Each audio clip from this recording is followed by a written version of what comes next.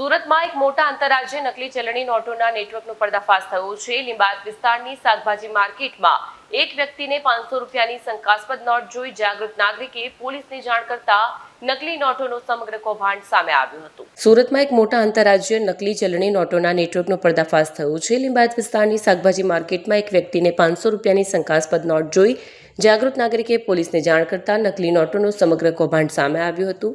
આ કેસમાં પોલીસને એક જાગૃત નાગરિક તરફથી મળેલી માહિતી નિર્ણાયક સાબિત થઈ હતી। પોલીસે આરોપીઓ પાસેથી 3,84,500 રૂપિયા કિંમતની 500 રૂપિયાની 769 બનાવટી ચલણી નોટો જપ્ત કરી છે। નોટોની ગુણવત્તા અંગે તપાસ ચાલુ છે, પરંતુ પ્રાથમિક તપાસમાં તે ઉચ્ચ કક્ષાની છાપકામવાળી બનાવટી નોટો હોવાના સંકેત મળ્યા છે। પોલીસે સફીફુલ ઇસ્લામ નેશુદ્દીન શેખ, મોહમ્મદ રાકીબ નાઝીમુદ્દીન શેખ, તાજમહાલ ઉર્ફે મિલન જયમત મંડલ મળીને 3 લોકોની ધરપકડ કરી છે। આરોપીઓને લીંબાયત પોલીસ સ્ટેશન ખાતે લઈ જવાયા પછી તપાસ શરૂ કરવામાં આવી છે। પોલીસના જણાવ્યા મુજબ આરોપીઓ શહેરના વિવિધ વિસ્તારોમાં બનાવટી નોટો વાપરી છે કે નહીં તે અંગે તપાસ કરવામાં આવી રહી છે। લીંબાયત પોલીસ વિસ્તારમાં એક અનિલ કરીને જે શાકભાજીના વેપારી છે, મદનપુરા માર્કેટમાં જે પોતાની શાકભાજીનો ધંધો કરે છે, એનો એક ફોન પોલીસ સ્ટેશન ખાતે આવેલો કે એને ત્યાં એક કિસમ છે 500ની ડુપ્લિકેટ નોટ આપતો હોય એવું જણાય છે, જેથી પોલીસે સ્થળ ઉપર જઈ તાત્કાલિક અને એને એરેસ્ટ કરેલ।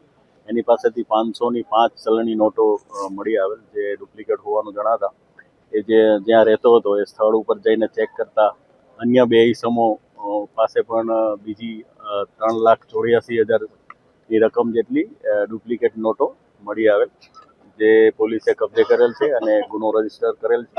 જેમાં સફીકુલ, બીજો એક છે એક મોહમ્મદ રાકીબ અને ત્રીજો આરોપી છે તાજમહાલ, જે ત્રણેય બંગાળના મુર્શિદાબાદ જિલ્લાના રહેવાસી છે।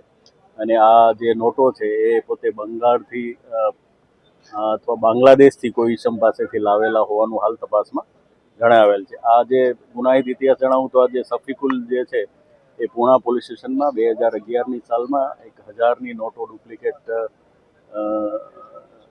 વટાવવા માટે નીકળેલ ત્યારે ઝડપાઈ ગયેલા, ત્યારે એના વિરુદ્ધ એક ગુનો દાખલ થયેલો છે। સાહેબ, આ કેટલા અત્યાર લગીમાં વટાઈ ચૂક્યા છે, કોને કોને અને કઈ રીતે વેચતા હતા? એ અત્યાર સુધી તપાસ દરમિયાન જણાવેલું છે એ પ્રમાણે એ લોકો 5 લાખની રકમ લઈને નીકળેલા, એમાંથી 1 લાખ 1,00,000 લાખ જેટલી રકમ એ લોકો વટાવી ચૂક્યા છે।